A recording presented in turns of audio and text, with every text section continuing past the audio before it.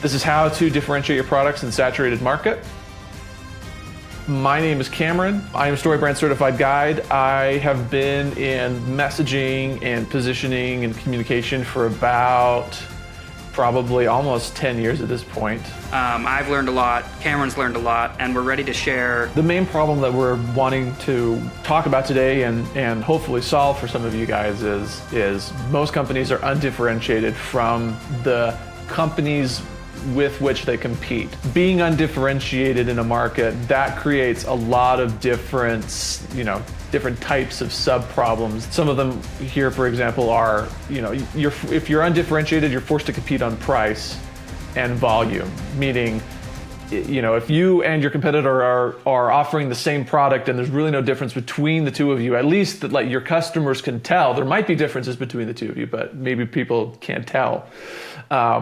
You're forced to kind of compete on price. If your competitor lowers their price, you're kind of forced to lower yours in order to be competitive, to even be considered by your target audience.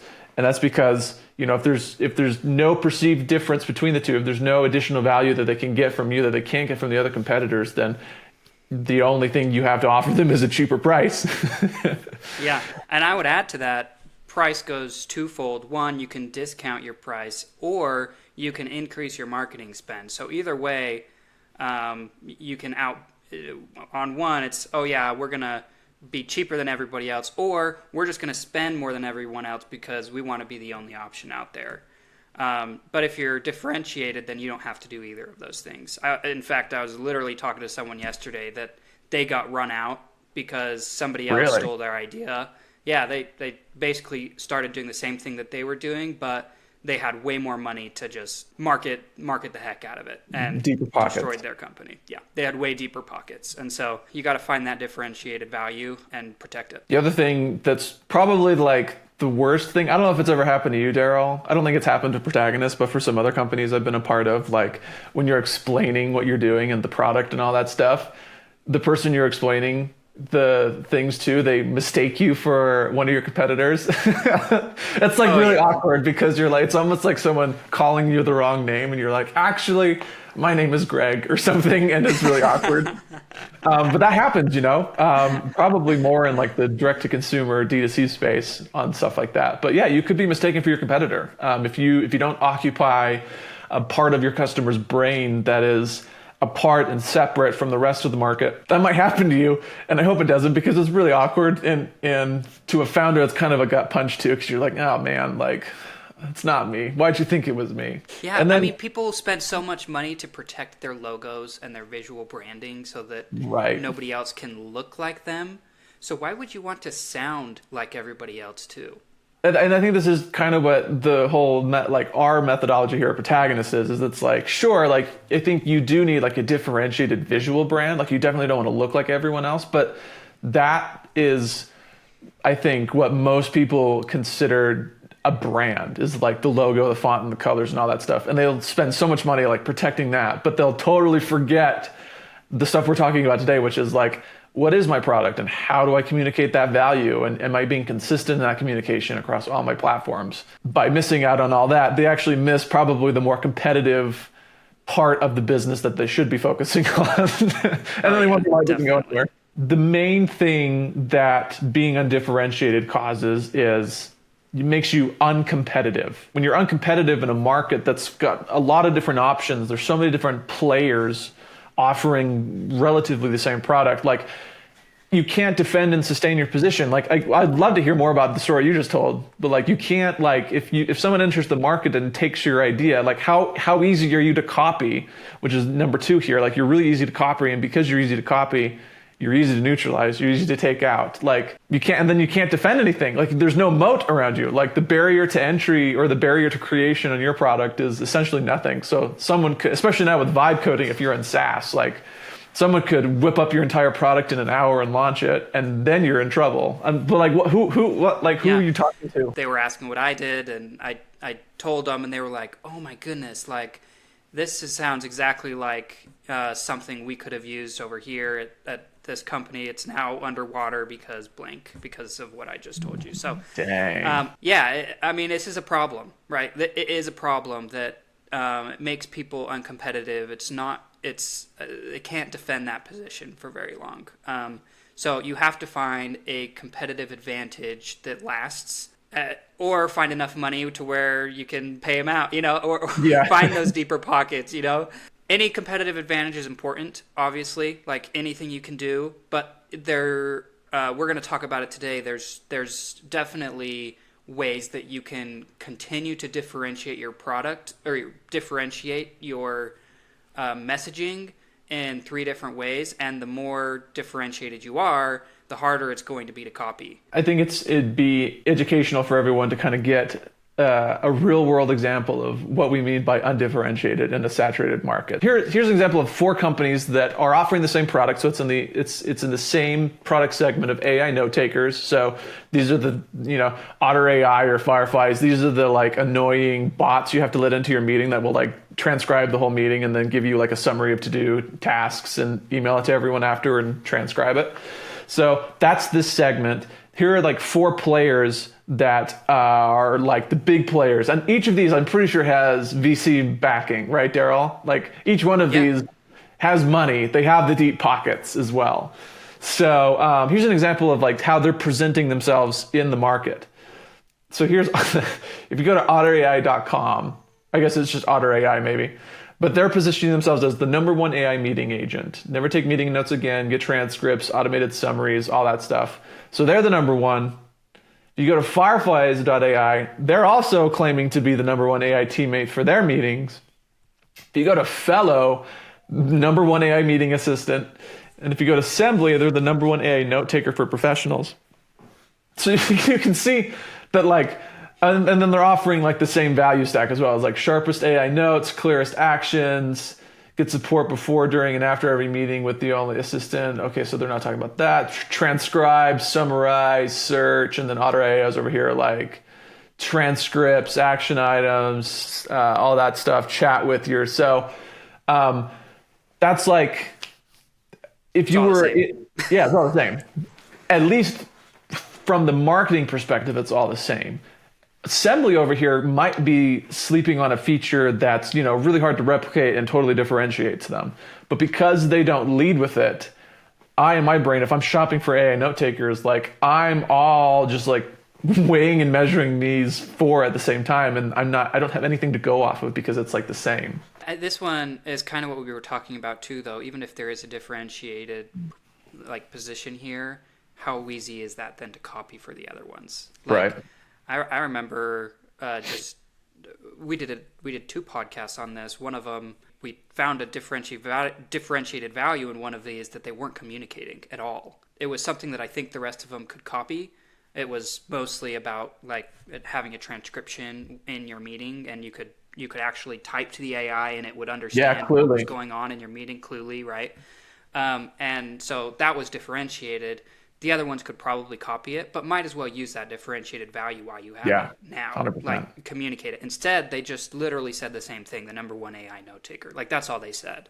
Yep. And then underneath it got into that differentiated value. But it's like, come on, you're different. Somehow tell them why you're different now. This is a very saturated market right here. 100%. All of these claim to be doing the same thing. They all claim that they're #1. But in reality, they all look exactly the same. Today's run of show is, hey, how could you differentiate your product and thereby increase your competitive advantage? Make it easier for you to take market share from your competitors.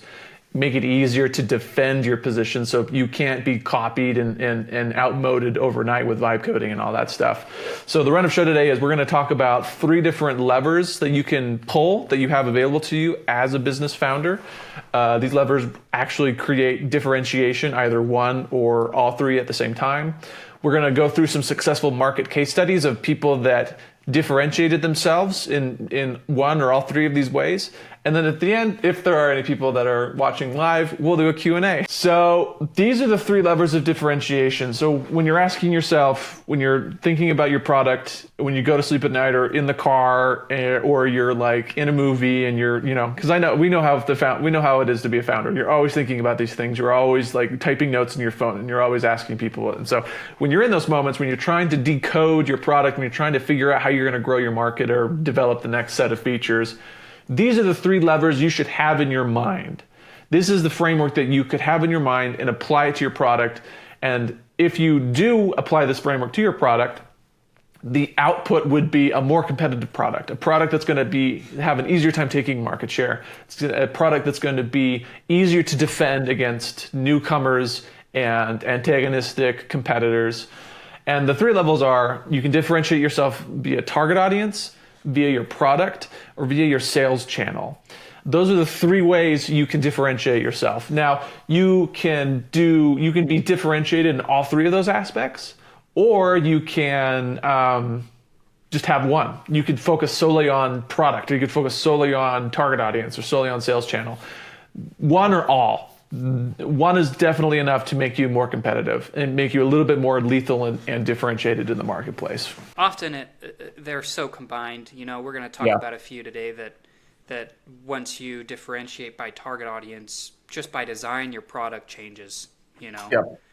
Or if you differentiate your product just by design, your target audience wants your changes too, because it's a different product now that a different target audience wants. So they're definitely connected and combined, but there's a lot of differences in them as well. Let's get started with target audience. So differentiating yourself via target audience, it's pretty much exactly what it sounds like. I think this is what people would consider niching down. Wouldn't you say, Daryl? When people say niche down on someone, they're usually talking target audience. So this is people saying niche down. It's like, hey, find an underserved segment of your market, someone who's shopping for your product that may not be the target audience of everyone else's, of the main players' companies or the main player strategies. So, I don't know, I'm going to make something up on the spot here with the AI note takers. You could differentiate yourself via spoken language or something like that. Like you could be just for Japanese, and maybe there's live translation and you're really, really good at Japanese. And maybe that would be good for someone like our friend Eric, who works at Toyota, and he's constantly calling into Japan, and Japan's constantly calling him. And, Japanese culture is Toyota culture. You could build your AI note taker specifically off of people who speak Japanese or people who have to interact with Japanese speakers. Making that up, there's probably not a big enough market for that. But, that's kind of an idea. Even I love the languages idea, like I bet all of them do that. Like maybe they don't, but intertranslation somehow, like a live intertranslation, maybe they don't. And if they do, that's a huge competitive advantage there. But the main players aren't going to put that on their main webpage, right? They're not going to put this AI tool is specifically made for Japanese speakers or just, translation in general. If somebody did put that on their webpage, they might have all of the rest of the product features exactly the same, but because they're going after that one target audience, that'll pull up every time our friend Eric goes to look for meeting agent that helps in translation. Yep, 100%. They'll be the first thing that pulls up, and that is a competitive advantage. This one probably, I would say, is where you should start, just because if you don't know who your target audience is, then how would you build a good product, or how would you know where they want to buy, which is the sales channel one.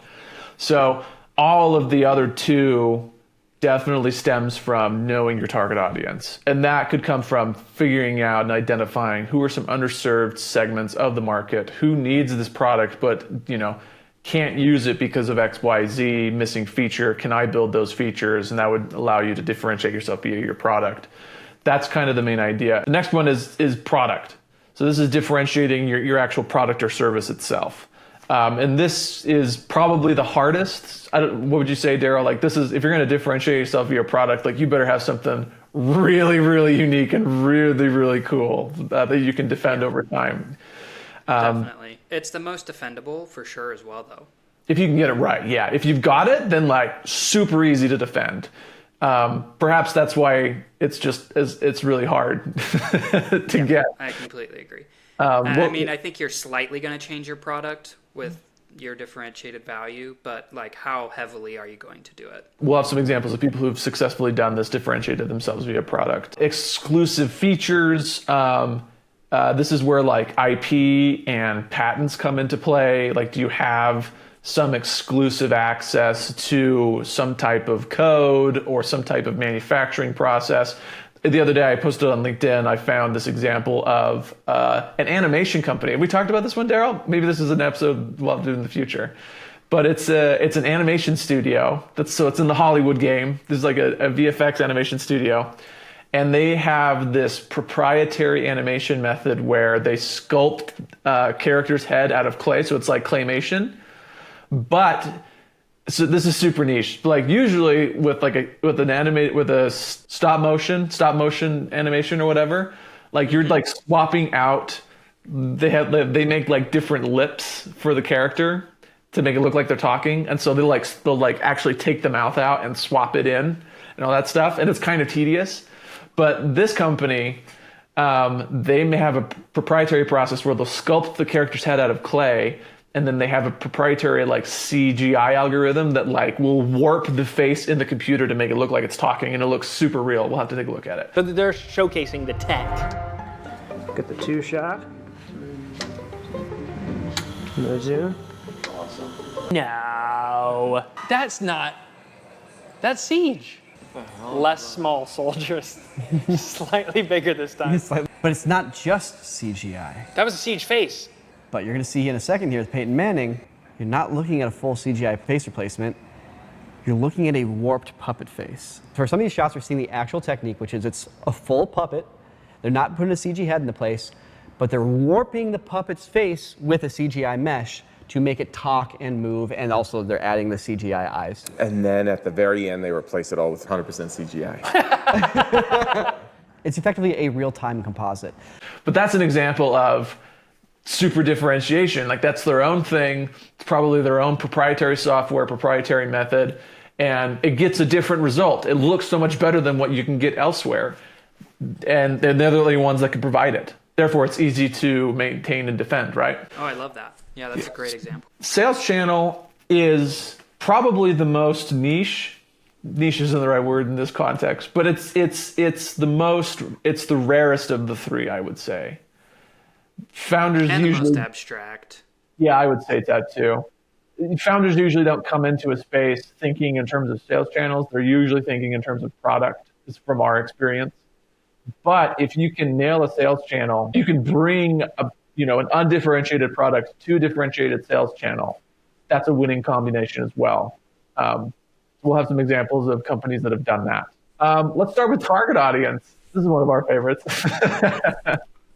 But It's so good. It is so good. It really is. So for those of you who don't know what Mutual is a dating app exclusively for Latter-day Saint singles. So Mormon singles, Mormon young single adults. So yeah, if you go to mutual.app, this is what you'll see. Mutual is the dating app for members of the Church of Jesus Christ of Latter-day Saints, LDS Mormon, whatever you want to call it. You'll find people who share your values. It's a plain Jane dating app, dude. Like you're swiping left, you're swiping right, you're swiping up. The mechanics are the same. There's nothing different in terms of like a feature set from like Hinge or Tinder or whatever the other ones are. It's totally the same. The only thing that's different is it's for members of the Church of Jesus Christ of Latter-day Saints. That's it. Yeah. And That's seriously it. They totally could have, like, I don't know, one of the big players, let's say Hinge, could have copy-pasted their code, created a brand new app, put this logo on it, and said for the Church of Jesus Christ of Latter-day Saints, and they would have stolen a completely new subset of users. Yep. That probably would not have been on dating apps before. Yep.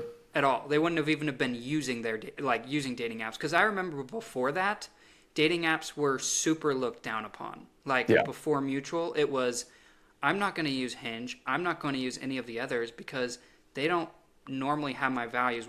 What those other dating apps screamed to members of the Church of Jesus Christ of Latter-day Saints was, I want to go make out with someone. Right. That's what a dating app was for. Was like getting a NICMO. That was what people went on. When Mutual came in, I mean, it obviously sometimes can have that same reputation, but it was a lot more of connecting people. Yeah. Great. I mean, you pointed it out, like Mutual went after an underserved or an unhappy user base inside of the dating app market, right? So maybe there would have been some Latter-day Saint singles using using Hinge or whatever, but like you said, I mean, they even have it here in their messaging. It's perfect. You know, these people I'm connecting with, they might not have my values. That's important to a Latter-day Saint is, hey, do we align on like life outlook? Do we align on morals? And Mutual's like, well, let's just bring everyone that's going to align with you in one spot and have you pick from and date from that pool instead of this wider pool where there's probably going to be more misalignment between dates and all that stuff. All you need. And they've cornered it and they make so much money. They make a ton of money. Oh yeah. Differentiated, and now they're competitive. They broke into the dating app market and they're here to stay because no one can copy them. I completely agree. It's perfect. Another one is called Shudder, and now we're getting into the streaming service market. But there's a whole, I mean, like Disney Plus, Hulu, Netflix, Peacock, Paramount Plus. Like there's so many different streamers out there. And, you know, if you're going to compete in that market, you better have some serious money, like multi-billion-dollar international conglomerate money, right? But Shudder was like, we don't have money. We don't have Disney Plus money. So what we're going to do is let's just hone in on one target audience. And they did, and it was horror movie enthusiasts. But they did a great job. I mean, yeah, you look at this website and you know exactly what you're getting. You know exactly what you want. And that is not the case with the others. Even Disney Plus, all they say is entertainment for all. That's all they say. They don't say anything about being more family friendly or having all the Disney movies. Obviously, people know that, but they don't say it anywhere. Like nobody, and they're the most differentiated out of the rest of the streaming services. The rest of the streaming services have almost zero differentiated value. People go to them because they have different movies and they realize that. And we talked about this during that podcast, but most people have more than just one.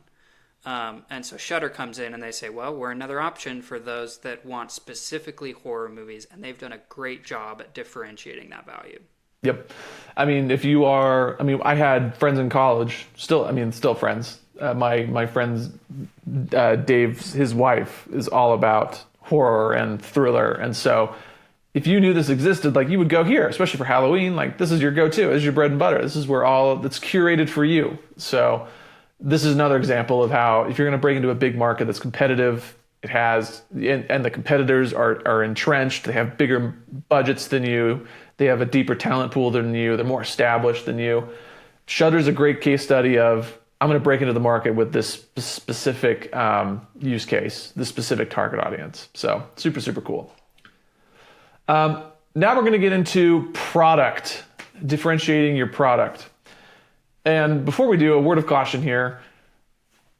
Like I said, this is the most difficult differentiation lever to pull, the most difficult type of differentiation to achieve, because there's just it's fraught with decoy false differentiators. Wouldn't you say, Daryl? Oh yeah, definitely.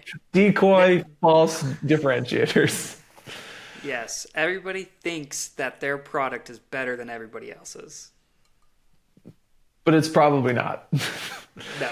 Because they're in every industry, every product category has these, we call them over here Protagonist industry baselines. There's a set of expectations that your customers will have for that particular product type that you just have to meet in order to even be considered, let alone, not talking about differentiated value, just like this is baseline value. Like you have to have these things or I'm not even going to consider you. Yeah. And so many people we run into, so many founders that we work with think that their differentiated value is one of these industry baselines. And to kind of let's give them an idea of what we mean by baseline.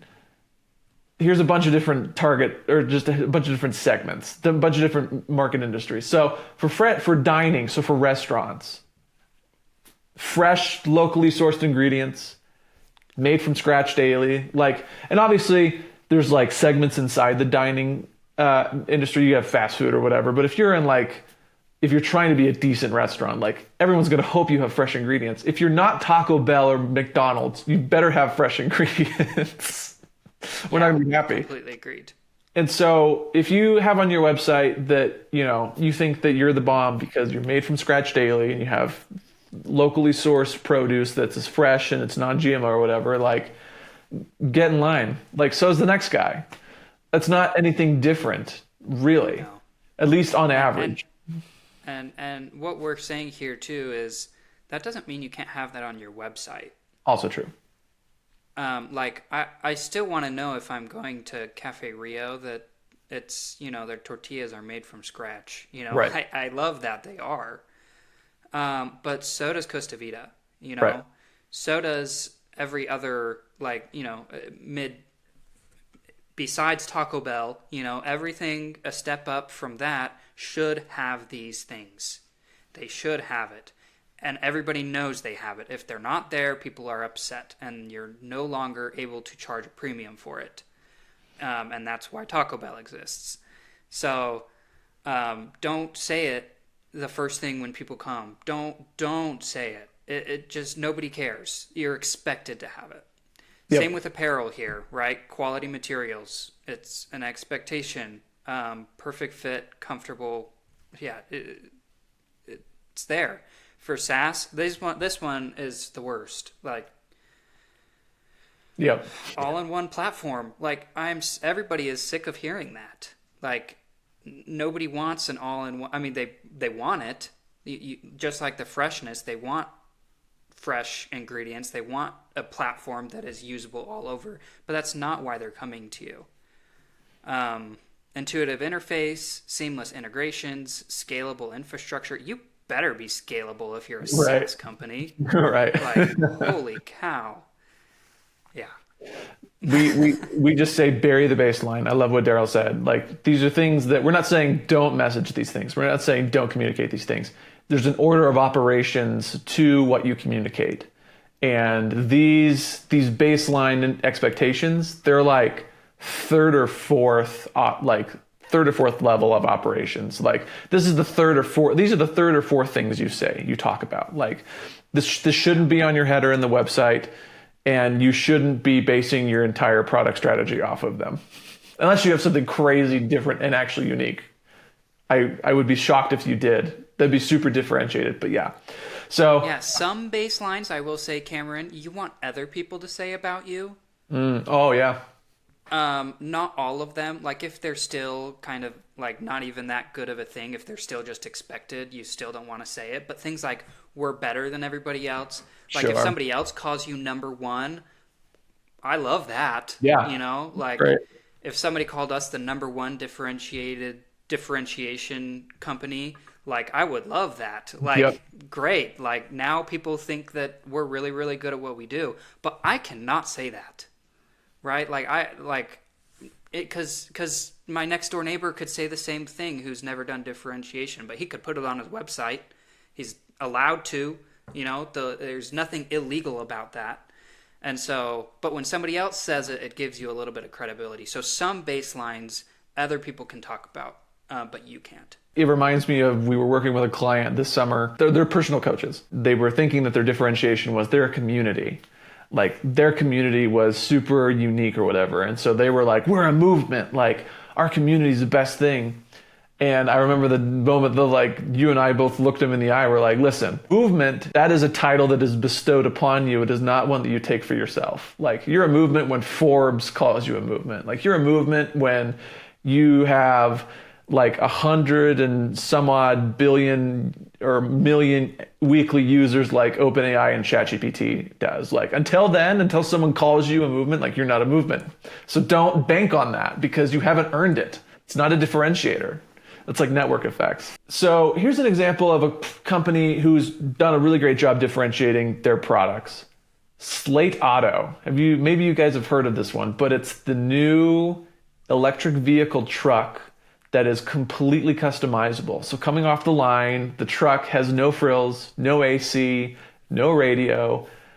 It's just baseline everything. And the cool part is you get to customize your own truck based off of like the hundreds of different component parts you can swap in and out, like the stereo and the seats and the bumper and the AC unit and all that stuff. Super cool. I love this one so much, Cameron. Yeah. Some of the best messaging we have ever seen. And Yep. I just, they nailed it. Like, they know what people want. And they know what good messaging looks like. Nobody will ever copy this ever. Because, one, they also had more money than anybody else because they're backed by Jeff Bezos. And so Yep. this is his little baby.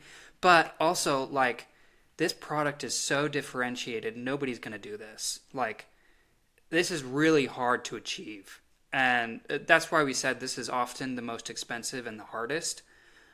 Because if you do get it right, though, like, you can't copy it. It's so hard to copy. Yep. And Slate has done a great job of, first of all, not touting the baseline, which we just talked about. Should we scroll They did down not and see say how we're an long electric truck. Yeah, yes. should we see how long it takes for them to say we're an electric vehicle? All the way down here. If you can charge your phone, you can charge your car. Yes. Service charging easy. So yeah, they don't even mention that they're an EV or that their batteries have long lives until the very, very bottom because they're so focused on what's actually different and cool about them up here. You were talking about. Yeah, it's so good. Can you slide to the right so people can see it visually as well? It says this truck can be anything, even an SUV. And then now you see the SUV, not even the truck. And you can continue to scroll and you can see how customizable this truck is. The competitive advantage they have here is probably their manufacturing process. So they're going to have to manufacture a ton. And Tesla's proven this too, is like you can have a cool differentiated product like Tesla had, but it means nothing if you can't ramp up production. So this will be interesting to see what they do. But then also it's like all of the different, like the base model, the component parts you have to swap out. Like it's hard to do, hard to get into. Yeah, it's kind of cool because it's like price dependent. Like if you just want the base model, that's probably really easy for them to build. And so they can just, pump out a bunch of their regular slates pretty quickly. But then, yeah, once they customize it, now the price probably goes up significantly. The more and more it goes up. But then it's fine because they want something super customizable. Yep. So they're almost going after two target audiences here. One that wants a customizable vehicle and another that just wants no frills. They just want the blank slate, which is really cool too. The other one is Figma, and we love Figma over here at Protagonist. We use it daily. Figma. Currently using it. Currently using it here. On. Currently using it here. That's how we build all of our design stuff. But Figma was the big, like such a brilliant case study of how you as a tiny startup can totally upend a market, the hierarchy of a market by entering the market with a seriously differentiated and valuable product. Because with the design, like Adobe owned it, right? Like they had Illustrator and Photoshop and Adobe XD and all this stuff, but the problem was no one was able to collaborate very well. Like you were literally passing files back and forth, and people had to make sure that their file management was accurate. Otherwise, there's just hundreds of different file types for the same project, right? Freaking nightmare. Can you imagine if we did that right now, Daryl? It'd be freaking horrible. My gosh, Cameron. Figma came in and they were like, we'll let you do everything Adobe does, but you can collaborate on projects in real time. So you can design, you can diagram, you can design UI workflows for apps and stuff like that, and websites. And like, Daryl, you've been in here, like, as we've been talking, like I could see your cursor, you could click on things, you could move things, and it's all within like a browser. Like you didn't need crazy file storage on your local hard drive on top of being able to just collaborate in the cloud. So Figma came in, and I would say, based off of their IPO this summer, they've put Adobe on their heels. Like Adobe's probably pretty scared of Figma right now.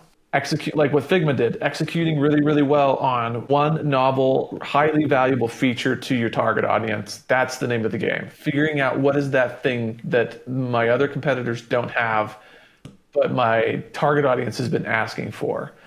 Even better if it's super hard to do, like, like what Figma did with their collaborative in-browser editing and all that stuff. Because, Adobe was just saddled with tech debt. And it's hard for them to keep up with a really nimble startup like Figma. I don't know if you can call it Figma startup anymore since they IPO'd. Yeah, hardly at all. Let's move on to sales channel. This is the one that I've slowly been, this is one of my favorites to talk about now. Before it was like really, even in my mind, it was just kind of like you said earlier, just like this esoteric thing that not a whole lot of people understood. But the more I'm like, oh, this is kind of an interesting one if you can nail this. So an example of this is Tesla. When they went to the market, they were like, because the normal model for cars is like you go through a dealership, right? Like you're selling bulk to dealerships, and the dealer is kind of like the last mile, the point of sale, right? And so you'd have to go to the lot and you'd have to haggle with a salesman, and you'd have to be afraid he's going to give you a lemon. And it's a really uncomfortable customer experience because you have to actually like go interact with people about something that's pretty expensive. So like talk about uncomfortable situation. So what Tesla did is they said, to hell with all of the dealers. Like we're not going to do dealers anymore. And so they actually pioneered a direct to consumer model where you could, let's just look at Tesla's website. You go to tesla.com, like you see the Cybertruck Model Y, there's this big order now button here. And if you click it, it's like you're ordering a pair of Nike shoes, but it's a car on top of their what was differentiated before, which is they were an electric vehicle and all that stuff, but not so much now.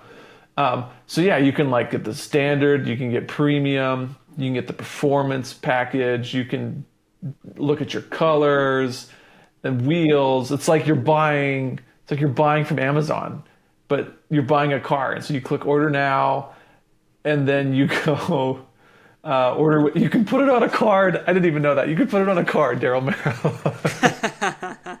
And it'll deliver it right to you. And you never have to talk to one person, but you just bought a car. Super interesting sales channel for an automaker. It's just direct to consumer. We'll own the experience all end to end. Warby Parker is another example. This is kind of an outdated one, but when they first came into the market, like with glasses, like you'd go to Costco and you'd have to go and try on all the different frames, and you'd be haggled by salespeople there as well. So kind of a similar experience to Tesla, but just with glasses. And Warby Parker was like, nah, like we'll do this thing called try on at home or whatever. So if you go to Warby Parker, this is why I said it's outdated. Our try-on program has come to an end, but here's some good news. It's still easy to try on 5 free frames at home and on the go. So they would just ship the lenses to you, and you could try them on at home, see what you liked. And then from there, you could just order the glasses, order the frames, right? Kind of a cool thing. Cut out that horrible experience in the middle and probably streamlined the sales process for these people. Kind of a cool thing, huh? Yeah, I think it was great. I know it got them into the market. Yeah, that's no question. Like it got them to where they're at now, and sometimes that's all you need. Sometimes once you have the money, you can just now pay for marketing and you're on your way. But if you need a differentiated factor at the beginning, sometimes it has to be, something like this. Which is a good point. Competitive advantages don't last forever, or they don't have to last forever. Sometimes the market catches up to you, which is why you always have to be on your toes. But that is a webinar for another time. Let's talk about some companies that do all three together. We said at the beginning that like even if you have one of these levers pulled, it's good enough to be competitive and do what Warby Parker did. Get big enough to where you have the money and you don't necessarily have to worry about it as much anymore, because then you can compete on other things. Nutrition Rescue is one of our clients. And they're super differentiated. It's so fun working with them because of how differentiated they are. So their whole thing is there's a lot of like nonprofit food aid in the world that just is like focused on like making sure kids don't starve. They just need food in bellies. That's well and good, but it's half of the solution. It's half of the solution to the problem, right? It's half the problem. it's one thing to not go hungry. It's another thing to have that food actually do something for your body other than just keep you alive on life support, right? And so Nutrition Rescue was like, we need to add the nutritional component to that. We need to make sure that this food we're giving these kids is boosting their brain development, their cognitive development. It's setting the table for like a bright cognitive future. We need to make sure that these kids want to eat the meal. So we're going to use culturally compatible ingredients and all this stuff. So that's like how they differentiated their product is, hey, we're going to be culturally compatible. We're going to use culturally familiar meals. We're going to be easily absorbable. So these nutrients, when they're into your gut, like your body's actually going to be able to suck the nutrients out and put them to work. And we're going to be cognitively boosting. So all of this stuff is going to go right to the brain. It's like a shot of adrenaline to the brain, and it's going to, like, you know, the brain is going to develop as it should, right? So that was the product. Yeah, and I'll add to that the packaging as Oh, well, yeah. right? So like every country or every area, the packaging is going to relate more to the people that live there. Yeah, another thing that's all about the cultural compatibility. That also stems from the target audience of like malnourished kids versus just hungry kids. They usually are one and the same, but like we're specifically focusing on malnourished kids. And knowing that we were focused on chronic malnutrition in the first 2,000 days of life, to be more specific, that's how specific they got on the target audience. That they were able to reverse engineer the product from the target audience. And that's what made it so special. And they have a whole bunch of different sales channels that are super, super unique too. One of them is youth fundraising. Like instead of kids selling donuts and dining cards and cookie dough, like the kids could actually go sell these meals. And you know, they would get a cut, and the Nutrition Rescue would send the meal to wherever. So youth fundraising was a sales channel that no one in the nonprofit space had done before. And that, you know, I think there's 2 other sales channels that they pioneered and they're pioneering right now. But like, this is an example of like a triple threat, a triple threat company, triple threat product. Yeah, and it's really hard to copy because, you know, it's expensive to do it this way.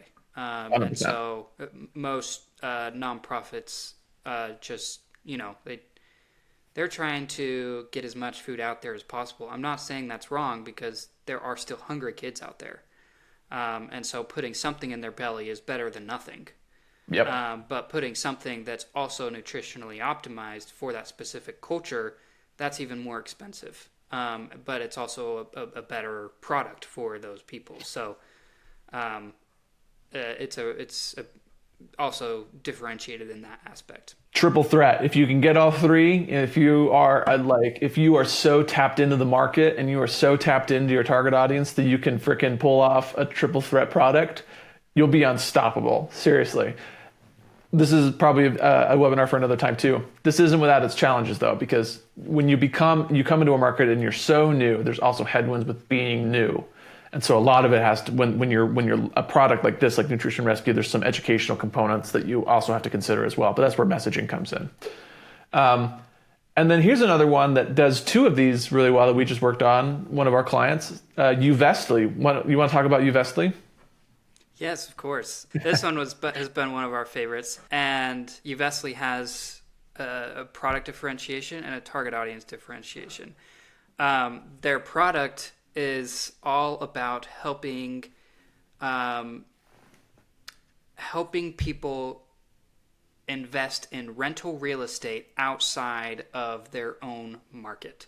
So, and that's kind of where the target audience gets into play too, is a lot of people here in Utah can't purchase a home, they can't purchase rental property. It's way too expensive here to actually purchase anything. And so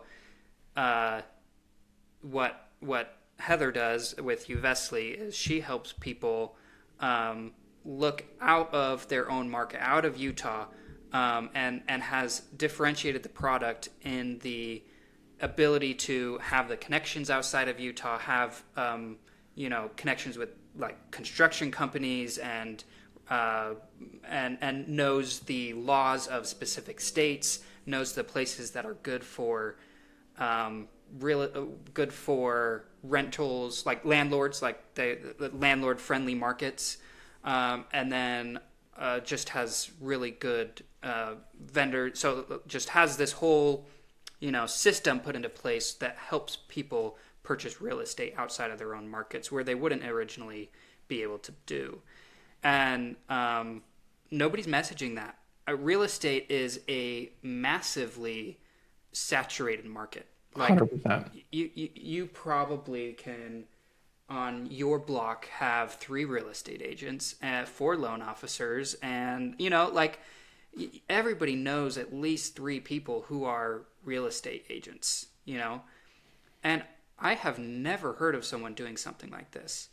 And she's been in it for forever, and everybody's like, how many houses do you sell? And she's like, 100 in a year, or I don't know, like a ton, or probably even more than that. I think she was saying like 100 in like a month, which sounds way too much to me, but that might actually be what it is. She sells a ton, but it's a different business model because she often doesn't make as much on each sell, so she needs to sell a lot. But they're priced, they're not in Utah where they're selling $1 million homes, right? Like that's not the market. In Utah, that's about all you can get is at least $500,000. Like that's your base price of a home now. So real estate agents here are forced, like they don't sell a lot, but when they do sell, it's quite a bit. And how do you message that? And so she's done a really, really good job of messaging her product for people who want rental real estate properties outside of their own markets. Yeah. I mean, this is so if you go to Euvestly.com, shout out to Euvestly, but like this is the messaging, here's the problem, are you priced out of your local real estate market? Euvestly helps you buy investment properties in landlord-friendly, out-of-state markets you can afford. Like no one messages that as a real estate agent. Totally unique with target audience, people who are real estate investors who are priced out of their local markets, super niche. And then the product is, hey, I'll help you buy out of state in a market that's actually going to work for you. You can cash flow quick. Crazy differentiated value.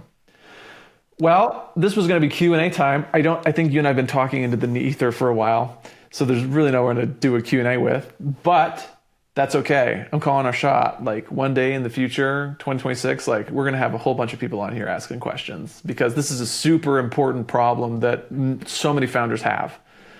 Founders, you got to wrestle with these things over and over and over again until you get them right. And that's what we help you do. We help you get it right sooner rather than later. Protagonist, what we do is we come in with a founder like you and we help you figure out what's the differentiated value of your product. What are you doing differently? Do you have a play like Euvestly where you're servicing a target audience and therefore your product's unique? Are you like Warby Parker and you have a play for sales channel? Like whatever it is, that's what we help you figure out. And then once we know what the differentiated cube is, the next important thing is how do I communicate that so people actually perceive me as having different value? Like what Euvestly does on their website. Super clear. So that's what we do. Differentiate a product and then keep that message consistent across all of your sales channels with our product message OS. So if you feel like you are one of those people, and if you've been listening to this and it's kind of been like a thorn in your side and you're kind of getting anxious because you know that we would say the same thing about your business, hit us up. Go to differentiatemybusiness.com, order a free message audit, and we'll get the ball rolling. Differentiate or die.